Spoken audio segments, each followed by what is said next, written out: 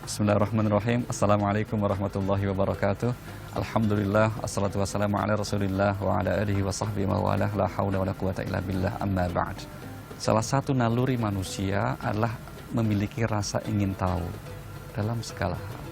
Nah, rasa ingin tahu tempat lain, rasa ingin tahu budaya orang lain, maka menghantarkan kita untuk berjalan, untuk mengunjunginya. Aktivitas itulah yang kemudian kita sebut dengan istilah pariwisata, yaitu kita pergi ke tempat-tempat lain dalam rangka untuk memperoleh pengalaman baru, dalam rangka untuk memetik pelajaran baru dari perjalanan kita itu. Dalam Al-Quran kita temukan tidak kurang dari 14 ayat yang berbicara tentang pariwisata. Dalam kaitannya adalah perintah untuk bepergian, perintah untuk mengadakan rihlah, perjalanan, dan juga perintah atau merujuk kepada orang-orang yang menempuh perjalanan jauh untuk tujuan tertentu, yang terkadang disebut dengan istilah siyaha. Jadi ada dua ungkapan yang populer, yaitu rihlah dan siyaha. Keduanya maknanya adalah perjalanan untuk tujuan tertentu. Salah satu tujuan dalam rangka kita untuk mengunjungi tempat-tempat tertentu, yaitu untuk berwisata, tidak kalah pentingnya itu adalah untuk apa? Untuk memperoleh hal-hal yang baru, untuk memperoleh pengalaman-pengalaman yang baru. Karena apa? Akhirnya ini yang paling penting, ada hal yang berbeda dengan diri kita. Orang sering menyebutnya, kalau seseorang itu pikirannya sempit, sering disebut dengan istilah kurang piknik. Kalau orang merasa misalnya bahwa hanya kelompoknya dia yang paling bagus, hanya pemahamannya dia yang paling benar, suku dia yang dinyatakan paling unggul, ini kurang piknik. Kalau kemudian seseorang seringkali mengunjungi tempat lain, mau berkunjung ke kebudayaan orang lain, kita menyadari ternyata banyak hal yang berbeda, tidak sama dengan kita. Maka salah satu buah kita berwisata, itu kita menjadi open mind. Kita memiliki pikiran yang terbuka, yang akhirnya menghasilkan sebuah kesadaran untuk menghormati, atau paling tidak kita dapat bersikap toleran terhadap adanya berbagai macam perbedaan dalam masyarakat kita. Nah, apalagi kalau hal ini kita rujuk ke Al-Quran, begitu banyak ayat yang menginformasikan bahwa sejak awal memang Allah menciptakan manusia itu berbeda-beda. Maka melihat perbedaan di tempat lain, buah yang dihasilkan diantaranya adalah kita akan menjadi seorang yang bijaksana dalam menyikapi perbedaan, tidak memaksakan kehendak, tidak menganggap kelompok dan pandangannya sendiri yang benar. Itu yang pertama. Kemudian yang kedua, memang ada juga perintah di Al-Quran agar kita berwisata, agar kita mengunjungi, berjalan di muka bumi ini. Salah satu niatnya apa?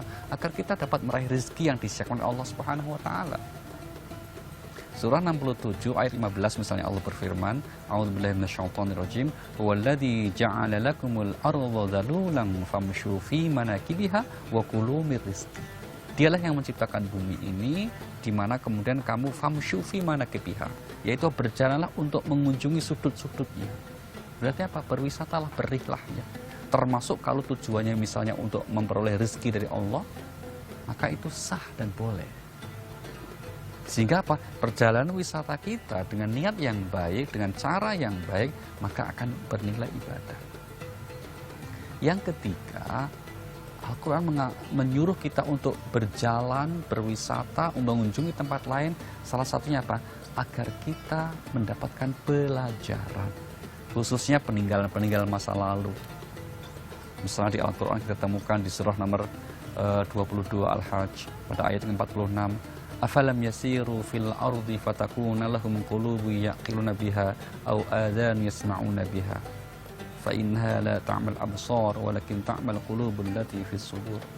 Maka apakah kalian tidak berjalan di muka bumi, di mana kalau kalian berjalan maka akan mendapatkan pencerahan? Karena apa? Kalau kalian tidak melakukan itu seringkali, maka akan menjadi apa? Buta mata hati kita, juga akan telinga kita tidak mau mendengarkan hal-hal yang positif yang baik, dan seterusnya. Sehingga niat kita, usaha kita untuk berwisata, mendapatkan legitimasi ajaran agama begitu kuat. Sekarang pertanyaannya, bagaimana kalau itu dalam situasi pandemi seperti sekarang ini? dalam situasi wabah, di mana kita tidak memungkinkan untuk mengunjungi satu tempat dengan tempat yang lain itu. Nah, salah satu yang bisa tetap kita lakukan adalah misalnya kita bisa mengadakan wisata virtual.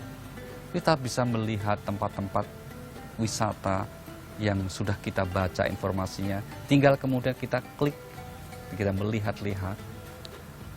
Meskipun sekali lagi ini akan berbeda konteksnya kalau kita melihat langsung, tapi bukan berarti kita tidak bisa. Insya Allah kita tetap bisa untuk melaksanakan itu semuanya, dan kita berharap semoga wabah ini segera berakhir sehingga kemudian wisata yang oleh sebagian masyarakat kita sudah menjadi bagian dari kebutuhan hidup yang tidak terpisahkan, ini akan segera dapat kita laksanakan. Maka kalau kemudian banyak yang berharap kiranya situasinya normal sehingga tempat-tempat wisata yang selama ini menjadi tujuan bersama kita untuk menghabiskan waktu libur kita bersama keluarga kita. Nah, sekali lagi dari sisi agama itu bagian dari sekian perintah yang ada. Maka sekali lagi berdoa kita kepada Allah, semoga wabah ini segera berakhir dan situasi segera normal, dan kita semuanya yang memang memiliki keinginan untuk berwisata untuk dapat segera merealisasikannya. Wassalamualaikum warahmatullahi wabarakatuh. Terima kasih banyak Ustadz Alinuddin untuk tausiahnya. Sekarang balik lagi sama saya. Kita hari ini membicarakan tentang bagaimana COVID-19 ini berdampak pada setiap orang. Dan yang pastinya kalau berdampak pada setiap orang mengalaminya berbeda-beda. Karena ada orang-orang yang memang memiliki keberuntungan yang lebih baik dibandingkan orang lainnya. Ada orang yang menikmati di rumah saja, masih punya tabungan yang besar, yang banyak. Ada orang yang harus bekerja hari ini supaya besok bisa makan. Ada orang yang stres di rumah saja. Ada orang yang terkena gangguan mental mungkin karena di rumah saja. Jadi setiap orang menghadapinya berbeda-beda. Walaupun lautnya sama, tapi perahunya beda-beda. Nah, disinilah kita harus melihat orang-orang di sekitar kita. Karena siapapun Anda yang sedang menonton ini, kita sebenarnya punya peran yang sangat amat penting. Kalau Anda punya keberuntungan sedikit, Anda bisa melihat ternyata banyak orang-orang yang tidak memiliki keberuntungan seperti yang kita miliki. Nah, itu dia kenapa dengan mengetahui bahwa dampak ini terjadi pada setiap orang, ini harus menguatkan kita juga sebagai manusia untuk membantu orang lainnya. Mudah-mudahan dengan saling membantu, apapun Anda, kalau Anda seorang pengusaha besar seperti tadi, bisa melihat bagaimana pegawai-pegawainya membutuhkan bantuan. Kalau Anda individu saja, bisa melihat ada loh orang yang di bawah Anda yang lebih membutuhkan, atau mungkin kalau Anda menyisihkan sedikit dari bagian Anda, mungkin mereka bisa hidup kembali untuk esoknya, sehari demi sehari. Itulah kita manusia, dan kita di Indonesia dengan semangat gotong royong yang luar biasa. Kita tahu ini berdampak bagi setiap orang, tapi kita juga tahu kalau kita menolong orang satu saja dan setiap orang menolong satu orang lainnya, Indonesia akan selalu ada. Saya Deddy Corbuzier, selamat menjalankan ibadah puasa.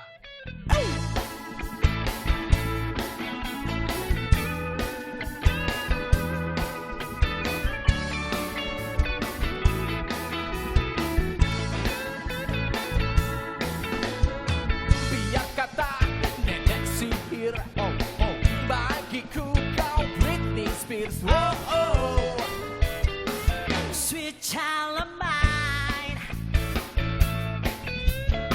Biar kata mirip buaya, bagiku Luna Maya, oh oh, come on, sweet child of mine. Oh, sweet child of mine. Oh, sweet love of mine.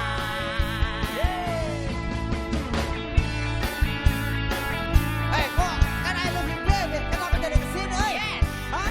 I love this song, baby. Oh, jadi kamu mencintai lagu ini oi? Aku mah bingung. A sis-cat smile that it seems to me reminds me of childhood memories where everything was as fresh as the bright blue sky. Kai.